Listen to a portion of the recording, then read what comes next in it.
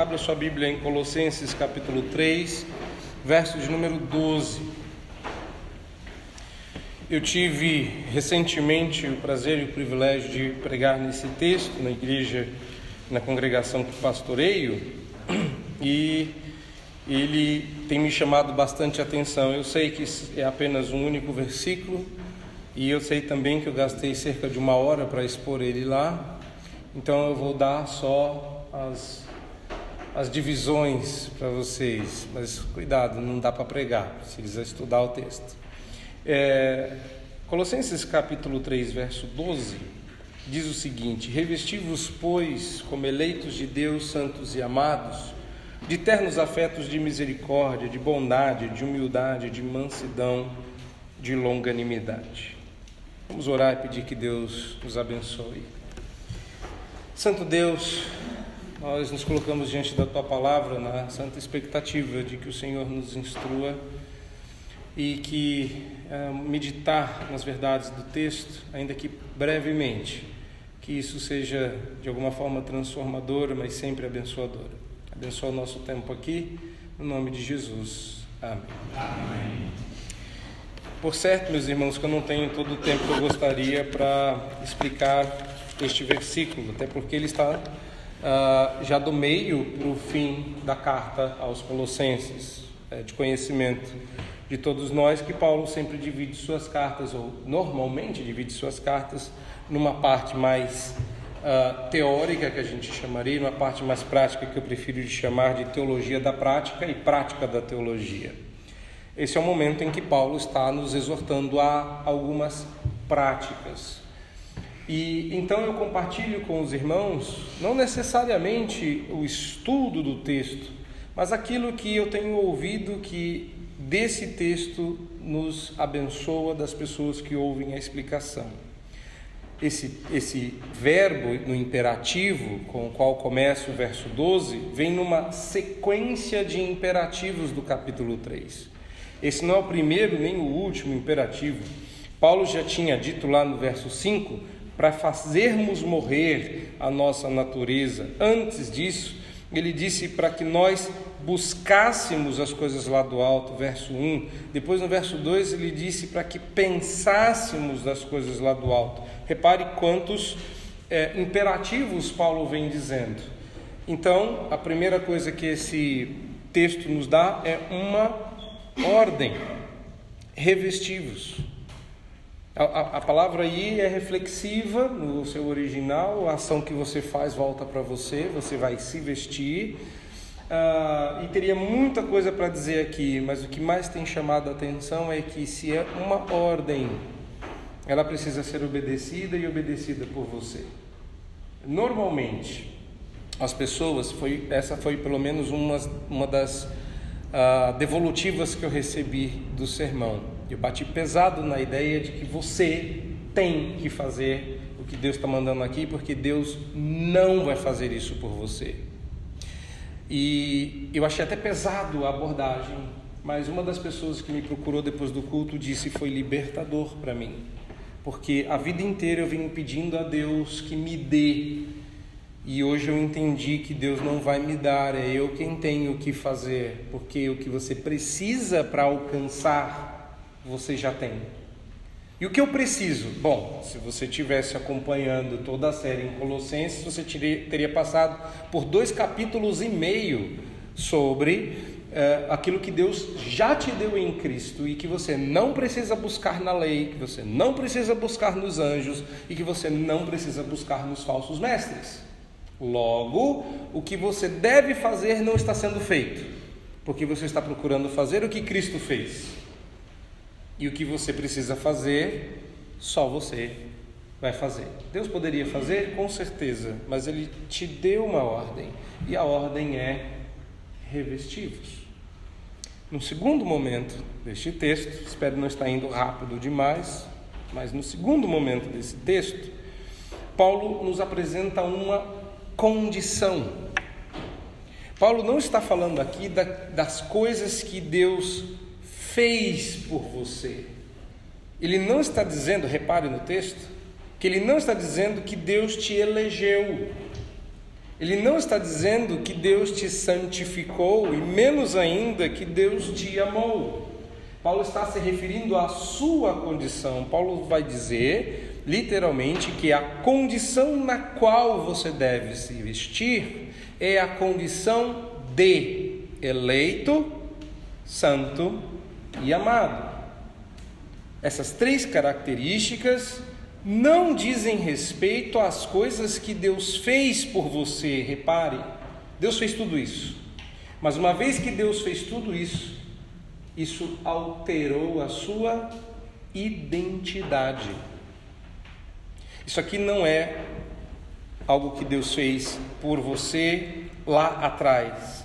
Isso é quem você é.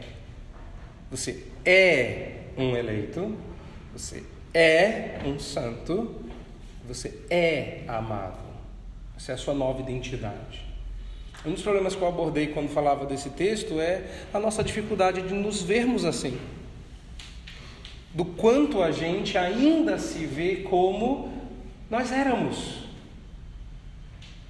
Então, um outro casal, uma outra dupla me procurou depois do culto e eles disseram: nós viemos conversando sobre isso no carro e um cônjuge disse para o outro, eu não vou dizer quem para proteger obviamente a identidade deles, mas um cônjuge disse para o outro: você me cobra demais e esquece que eu tenho um passado.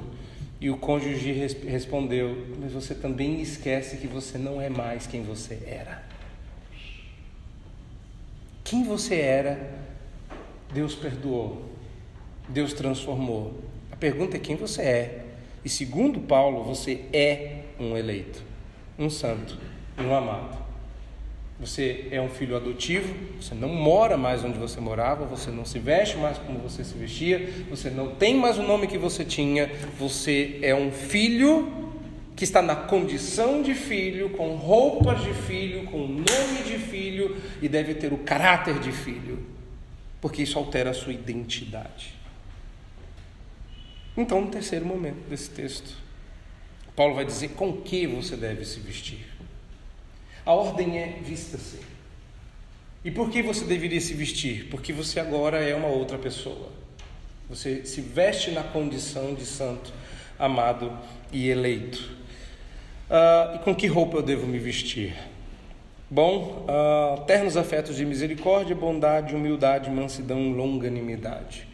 Tivera eu tempo, eu daria a explicação, daria um exemplo, daria definições, explicaria um monte de outras coisas, mas basta você saber que a melhor tradução para ternos afetos de misericórdia, dependendo da onde você está lendo isso, é entranhados afetos de misericórdia, porque a palavra que Paulo vai usar aqui é literalmente a palavra intestinos cheios de misericórdia. Eu, como professor de aconselhamento, sempre digo para as pessoas que elas devem abrir o coração e não os intestinos, porque fluem coisas diferentes de cada um. Paulo está dizendo que a transformação que Deus operou em você é tamanha, que se alguém te rasgasse ao meio, se os intestinos vazassem, tinham que sair misericórdia. Você é conhecido pelo quê? Se você for conhecido pela sua dureza, nós temos problemas. Bondade. Bom, eu estou pulando aqui várias partes, então me perdoem, vocês preencham depois as lacunas. Mas bondade é uma característica pessoal. Bondade é o que faz com que as pessoas se aproximem da gente. Bondade é o que mostra o quão suave você é, e não necessariamente a percepção da pessoa. Eu ilustrei isso com a situação de Lucy e de Aslan. Lucy queria saber se Aslan era um bicho perigoso de chegar perto, e alguém garantiu para ela: com certeza. E ela se assustou, óbvio. Aslan, um leão daquele tamanho, ele não é manso? Claro que não. Aslan não é manso. Ninguém domesticaria Aslan. Ninguém ousaria tanto. Então o que me garante chegar perto dele e não ser consumida? Porque Aslan é bom. Essa é a palavra que está aqui. Bondade. Humildade. Bom, se você disser que é humilde, já deixa de ser. Então é tão difícil falar de humildade, não é? E se eu começar a explicar muito sobre humildade, você pode pensar que eu sou, e aí fica ruim de novo. Humildade significa não pensar mais de si mesmo e não fazer os outros pensarem mais de você. Se você é bom em alguma coisa, então você é. Só que se você é bom em alguma coisa, não significa que você seja em outra. Ora, alguém pode ser bom em história da igreja e ser péssimo em teologia sistemática e não será, nesse caso será um herege, mas não seria um herege por causa disso. Você seria fraco em uma área e teria alguém para compensar a sua fraqueza. Humildade é saber os seus limites. Mansidão, se você olhar para Jesus, você vai descobrir quem é o verdadeiro manso. E todos nós sabemos que manso é aquele que mantém os seus poderes sob controle.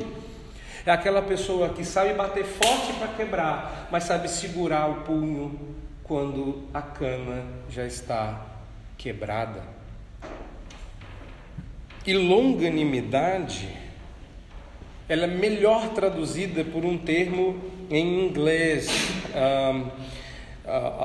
A palavra também pode ser traduzida por paciência, e ainda que eu não creia que a nossa congregação seja ou será bilíngue por muito tempo, por hora eu tenho que lidar com algumas traduções em inglês, e a melhor palavra para isso é a palavra long suffering, sofrer por longo tempo. Longanimidade é a capacidade de aguentar sem desistir.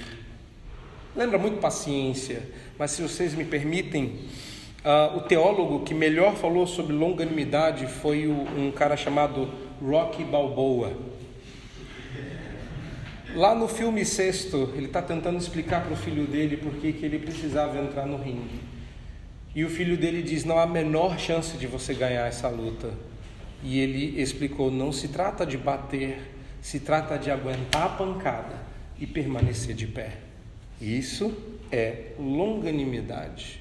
É não desistir quando as coisas ficarem pesadas. Onde que esse texto nos leva? Esse texto diz que todo eleito santo e amado se veste com uma roupa com um estilo.